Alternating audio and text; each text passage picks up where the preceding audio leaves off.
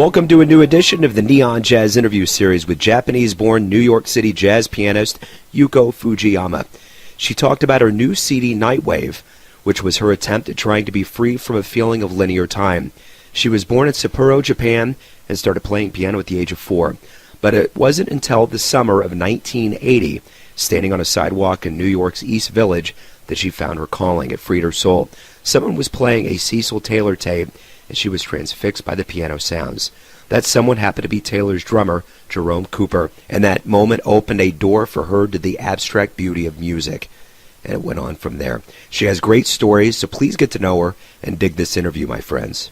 So, Yuko, thank you for taking a minute to talk with me here at Neon Jazz. Thank you. So, interview me. Absolutely. It's my pleasure. Let's talk about your latest album, Nightwave. Thank you for asking. I feel pretty good because I haven't performed or recording for a long time. This time, almost 18 years, I've been struggling to compose because I felt as an Asian, like a Western style is not my style. I'm talking about composition style, which has a constant beat and bar lines, usually 4/4-3/4. I felt there might be something more like myself, but I couldn't figure out. I've been trying to struggle. So finally, recently, it started to have a shape. So I decided to record it. So I feel pretty good about this CD. It's a result of my, yes. So did you say you took a break for a little while? Yes. So why was that? Because I wanted to be able to accept my composition. So I'm going to go back to the beginning of your life. You were born in Sapporo, Japan. Yes. And you started playing piano at 4. Yes. Talk to me about your childhood and how you got so into music. Well, when I was 4 years old, before getting in kindergarten, my mother brought me the small performance at the nearby elementary school, piano performance. And I still remember a woman played some piece, beautiful, simple piece. Could be a Beethoven's for Elise or something like that. That was my first time to listen to the piano sound. And I still remember that as a child in my mind, I thought, wow, this is a sound of paradise. And at that time, it was 1958, Japan was still recovering from World Second War. To be able to listen to real acoustic piano was a very rare opportunity. In every school, elementary school, junior high school in Japan, each school rarely had a piano, especially grand piano. Classroom has only electric organ. Step on the pedal, air organ. Yeah. So that was my first experience to hear this European beautiful instrument. And that made me really want to play that piece, that instrument.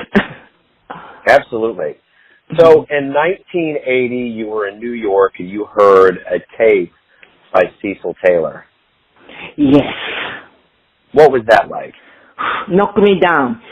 I was looking for the apartment in New York downtown, East Village. And here, every Wednesday in the Village Voice, there is advertise for the apartment, vacant apartments, and people rush to the good price one to see. And the superintendent of the building always show a group of people that apartment unit. And I was one of them and waiting for the super to come up and on the steps outside of the building. And in that building, the drummer Jerome Cooper, at that time a drummer for Cecil Taylor, was living on the storefront, first floor. And he was playing, he's playing in a Cecil unit, in his room, leaving a door open. And that Cecil's piano sounds came out from that door. And I still remember 2 questions came into my mind. is this jazz? I listen a few seconds. No. Then is this classical piano? Listen. No. What is this? That moment, my life has changed. So wow. after that, Jerome came out. I was listening. I forgot about the apartment and standing in front of the door and listening very careful. Then Jerome came out and asked me if I'm interested in. I said yes. Then he asked me if I want, I can hear more. So I get inside, and that day I listened many creative improvisers. Next Jerome introduced me, like Steve Lacy, Sherry Hash, Frank Lowe, those people, which I never knew such a world exists. So wow, that's a great story. Yeah. Yes. What was it like when you started playing for the first time in New York? Was it a dream come true? Not quite. I was not a lady. First time I played was early 90s. I think 92 or so.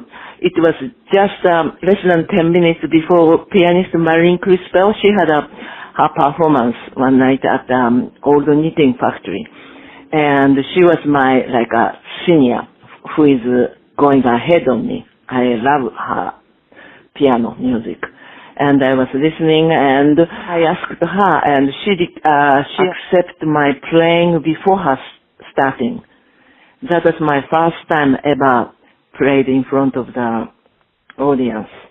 And she has been, since then, encouraging me a lot. So that is my first time. Yes, I really appreciate those, what did you say? Creative musician who is ahead of me. So how do you feel about your career at this point in your life? Well, I just resumed. I've been not performing maybe only a few times a year in the city.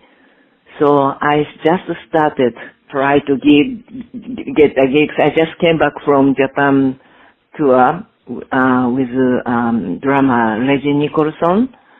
We played over there about 10 places. We had a very good experience, and I felt I reconnected with the Japanese audience. And I'm trying to expand my performance area to this country, Canada, Europe. Right now, I just started. So the Japanese have always loved jazz, and when American musicians go over to Japan, I always hear that it's wonderful. Why is it that Japanese audiences love jazz so much? Japanese people like the groovy music. Yeah. Something, common thing, arty. I think groove is common for every human being, but they liked groovy excitement. But when I was there in Japan, we played many jazz clubs, which accept the new music too.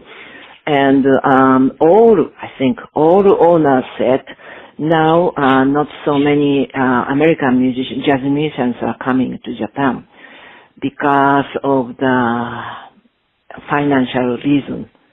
In Japan there used to be many funds, or some festivals that could invite many American jazz musicians, but now they said it's difficult to invite them. What do you want to happen in your future, say 10 years from now? How do you want things to go? Of course, same as other musicians, I want to share our music with audience or producers or venues owner, who want to hear this kind of music. I'm very happy if I could meet and perform, for all these people. I want to meet people. Share. Wonderful. So, why do you love jazz? Why? Because it's reached to us, beyond the culture. But I want to tell you one thing, Sure.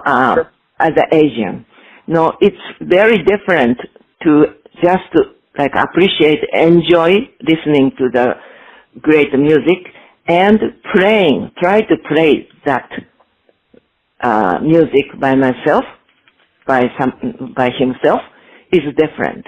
Yeah. Now each culture has a deep music, and that leads to different cultures, people. But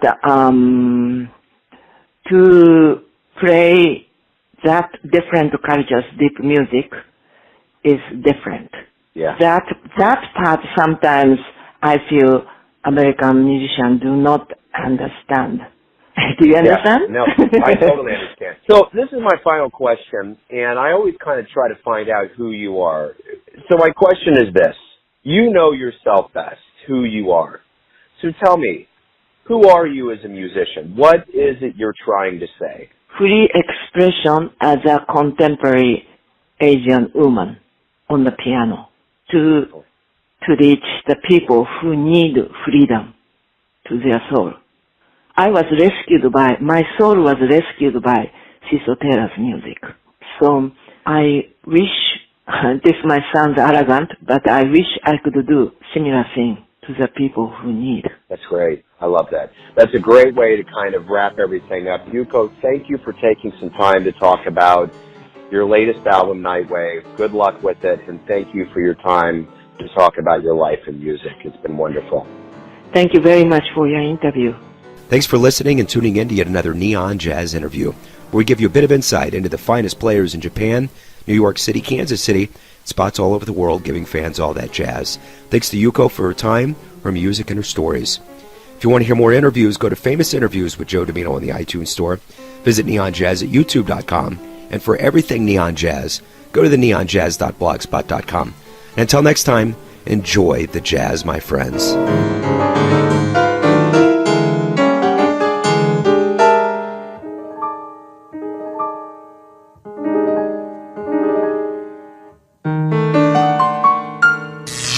Neon Jazz.